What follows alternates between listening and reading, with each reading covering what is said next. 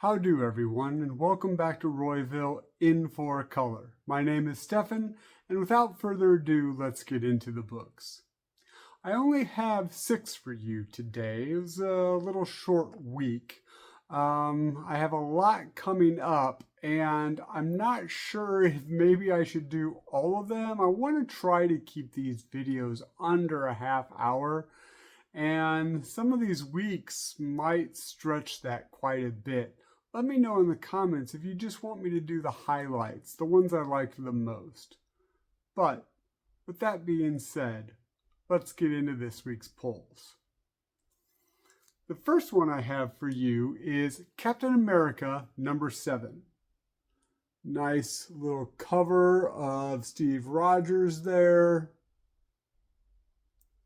And this is written by J. Michael Straczynski, and the art is by Carlos Magno. Now, this one starts with Steve Rogers kind of getting done. He had bought in the tenement building that he had lived in when he was younger, and he's kind of done renovating that. And then somebody shows up and asks for help, a woman. A strange woman. I didn't know if she was a ghost to start with or not, but she says to meet him somewhere. She says to meet her somewhere at midnight, or at least dark. So there's a funny scene where he's talking to and hanging out with Falcon, and they're watching a movie. I can't remember which movie, but there was a fun little interaction between them. That's really kind of a sidebar, as during this scene, Steve is trying to figure out when he needs to leave for what's going on tonight. He shows up to the location and finds out that it is the Front Door Cabaret. He goes in and there's a bunch of acts, almost like a cabaret, a circus show of some sort, with a lot of strange, almost mutant-like people.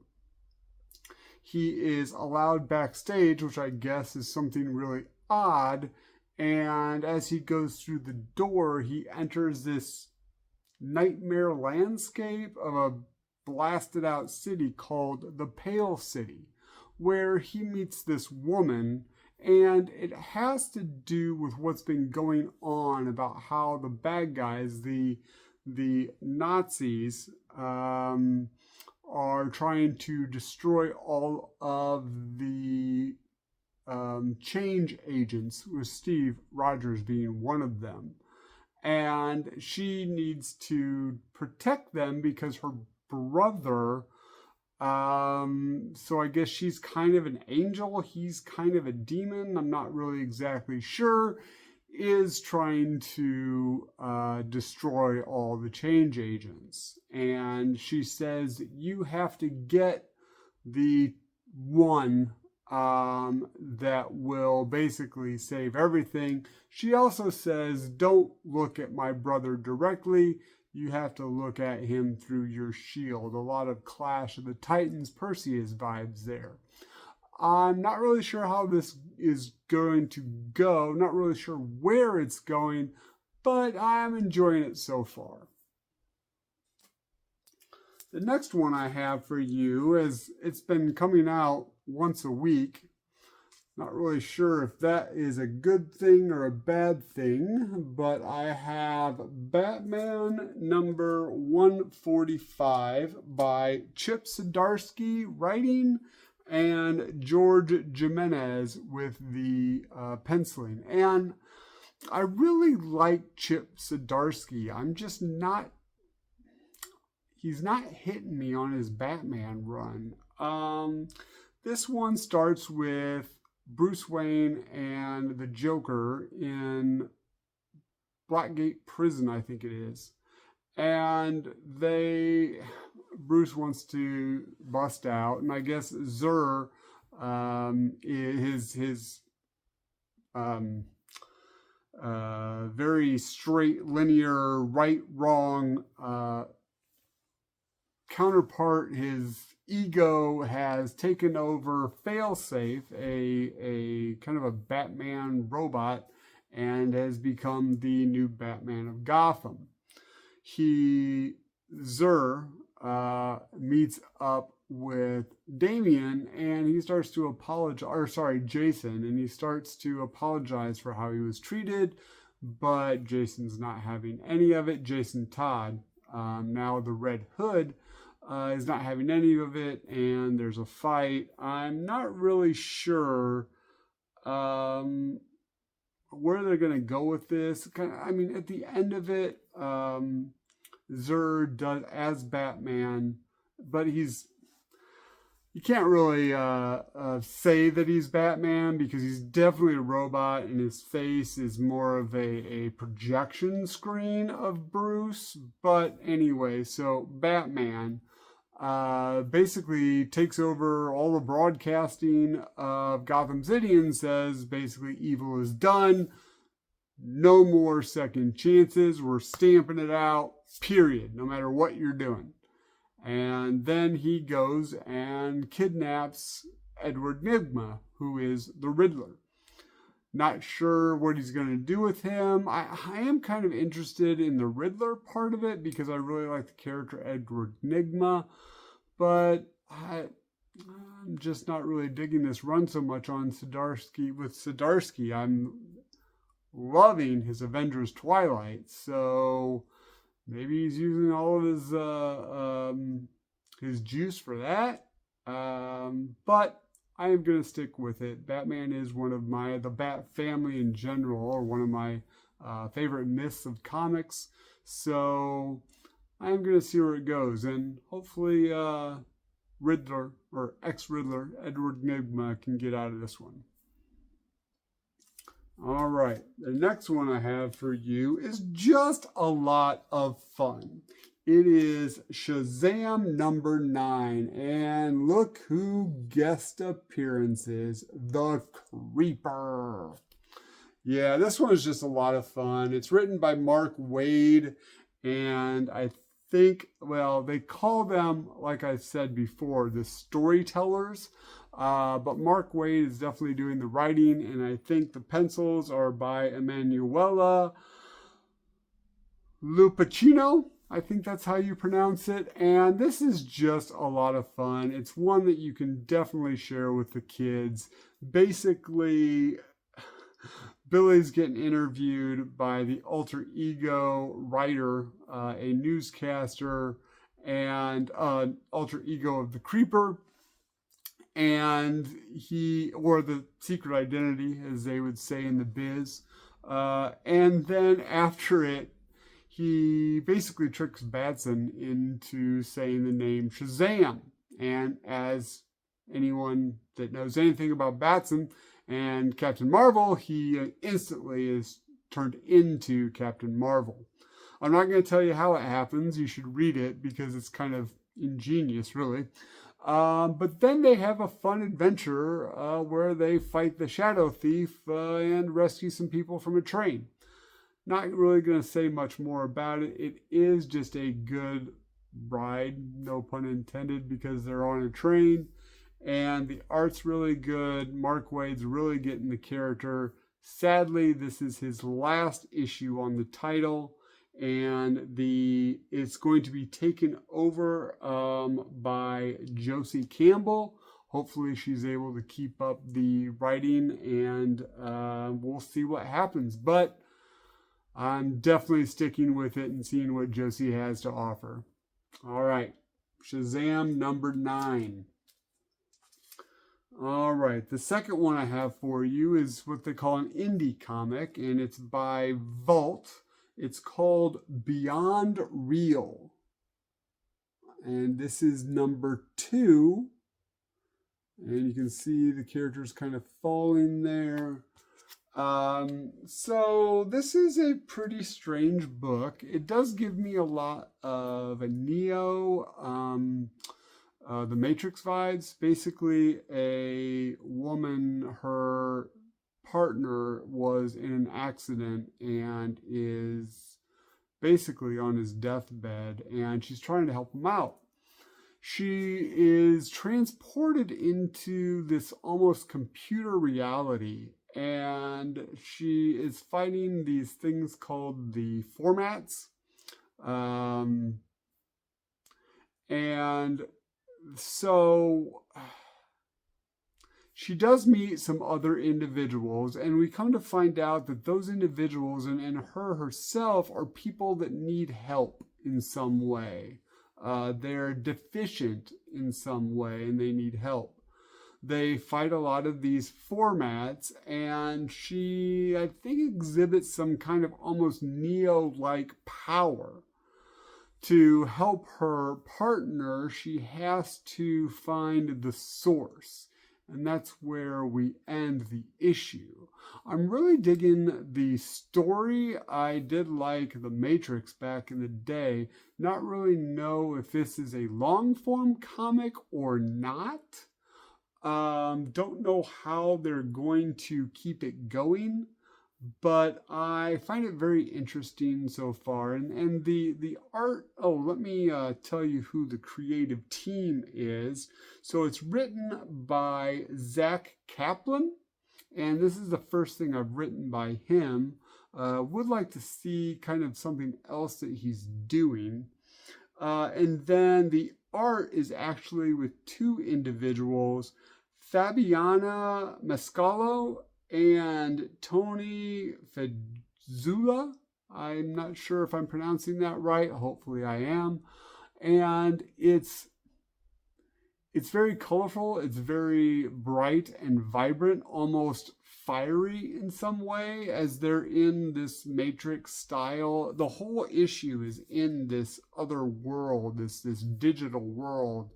Not sure if she's going to be able to go back and forth, but very interesting, and I want to see where Beyond Real goes, at least for the next few issues.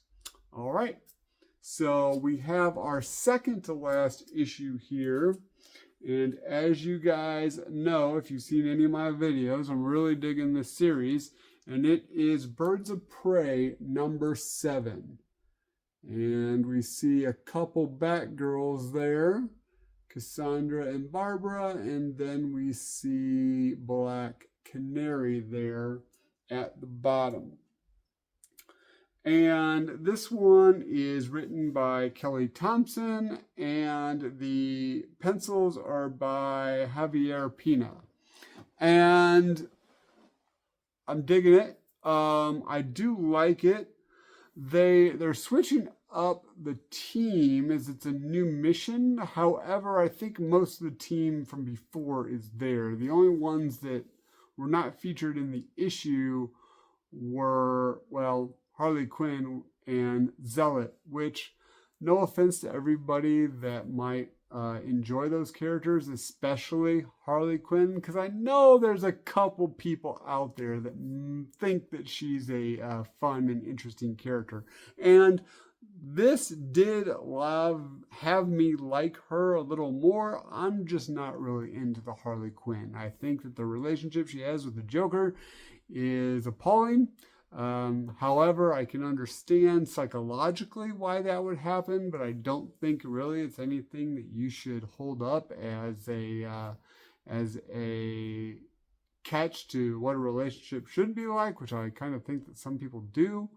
If you want to see a good relationship, I always say it, Mr. Miracle and Big Barda. Yep, there you go. Use that one as your template. All right. However, back to this issue. So they're trying to figure out what's going on with a character called Meridian, I think her name is, and she was helping before on Themyscira, and she can time travel. Well, they find out that her powers are tied to the green. In the DC universe, there is the green, which is basically plants and the earth. There's the red, which is the animals and that phenomenon. And then there's the gray, which is like the rot. And you can kind of get a character like Solomon Grundy. The red is more like Animal Man or Vixen. And the green is most notably the Sandman. Sorry, not the Sandman. Been reading a lot of Sandman lately. Swamp Thing. So they find out that her powers are tied to the green for some reason, and that there's another time traveler trying to counteract what she's doing. A nemesis, and his or her powers are tied to the red. So they want to help her out. She didn't have a lot of time, so she had to go. So they went to try to talk to somebody that might know something about the green. So they go to Mari, I think is how you pronounce her name. And she is in the superhero world Vixen. And I really like this character. I like a lot of characters that can have animal aspects, I guess. I'm not sure. I really like Animal Man. I'm a fan of Vixen. And I'm also a fan of Beast Boy. So putting her into the book, hopefully she'll be a mainstay for a little bit, is pretty exciting. However, she also has a problem. She is a fashion designer and has a multinational fashion house, I guess. I don't know what they're called. But she sells clothes, and she designs them and sells them. And she is having a problem where people that are wearing her clothes are doing crimes. They're stealing things. Not really sure. And she doesn't really know what's going on, so they concoct, I guess, they create this plan where they're going to sell the clothes, and they're going to do such by having all of the birds of prey wear them in some fashion show. So the very last page of the issue is all of the birds of prey in lingerie. And okay, I mean, neat and all, but we'll see where it goes. It was kind of funny though to see Big Barda in looking very uncomfortable in the lingerie, but I know that there are some people that I've talked to that really like this kind of twist or whatever. Okay. I'm excited that Vixen's in it. I'm excited that Barda's still there. I'm digging the way that the person writes Cassandra Cain, Batgirl, digging that she is writing all of these women so well. So I'm really liking it. I like the chalky kind of art, and I'm definitely going to keep picking up this book. So, still a strong recommend.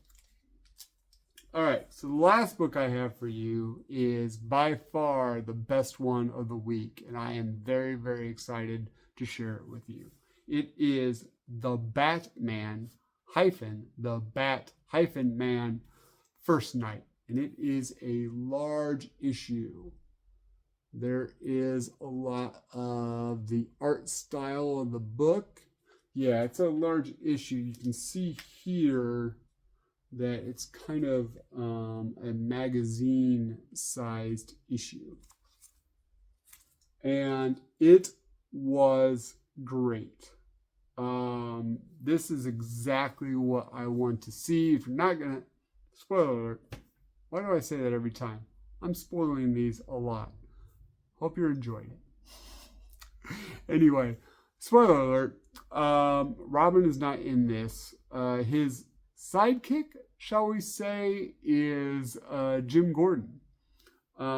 So this is set in, well, let me give you the creative team. So the creative team is Dan Jurgens, who is no stranger to comic books and has been a mainstay for many, many years.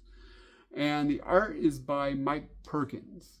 I'm not really sure if I know or have seen anything with his art. The name doesn't stick out to me. If you know of something else that he's done, please leave it in the comments and maybe I'll search it out because I really like the art on this. The story is set in 1939. It is basically the year that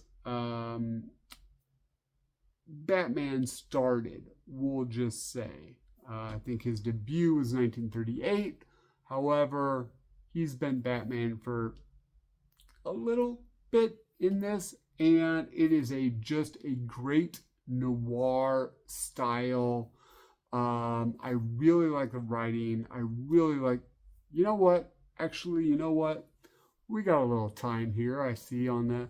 I'm going to do something I've never done before. I am going to show you something in this book because it needs to be seen. All right, let me just grab this here. And let's see here. Let's see. Let me show you. I'm getting to it. I'm sorry. Let's see here. He's gonna jump in, and there we go. There it is. All right. Look at this art. That is just amazing. Look at that. All right. So the story is that a bunch of Gotham political people, councilmen, the mayor, are getting attacked. Some of them even killed by some monsters. And also there's this mysterious Batman out on the streets as well. And it is just a very, very good film noir.